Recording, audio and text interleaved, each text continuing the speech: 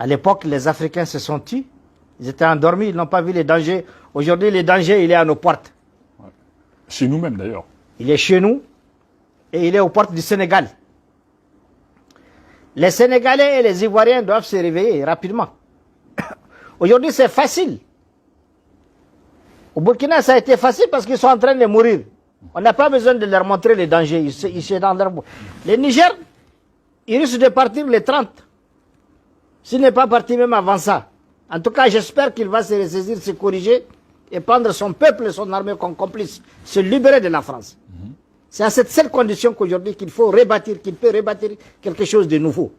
S'il se libère de la France, qu'il se détache de cette CEDEAO, qu'il restaure sa confiance avec le Mali, avec le Burkina et la Guinée, qu'il prend son armée comme complice, qu'il identifie de nouveaux partenaires, qu'il arrête les contrats de Areva tout de suite et qu'il cherche d'autres partenaires pour le Niger par rapport à l'air iranien et les recherches.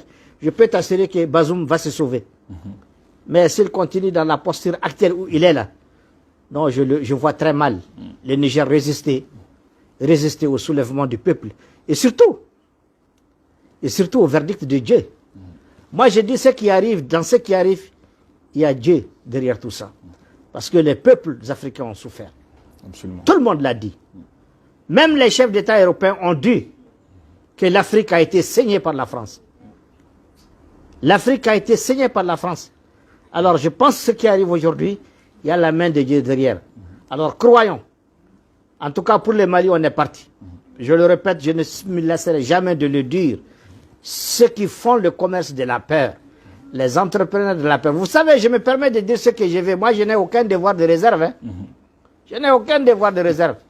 Absolument. Est-ce que je ne suis ambassadeur de personne, je suis un citoyen malien, je suis un parlementaire, je suis libre de dire ce que je pense et dans les termes et les propos et la formule que je veux, pourvu que ça soit bien compris par les Maliens, par les Africains et au-delà dans le monde. J'ai dit aujourd'hui, on n'a pas besoin aujourd'hui de beaucoup d'arguments pour démontrer que le principal ennemi de cette Afrique, c'est la France.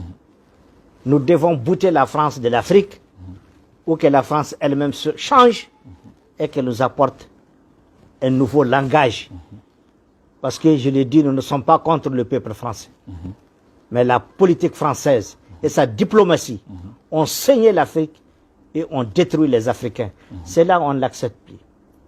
C'est pourquoi je dis qu'Abri Mort n'a pas peur de couteau. Je le répète, qu'Abri Mort n'a pas peur de couteau.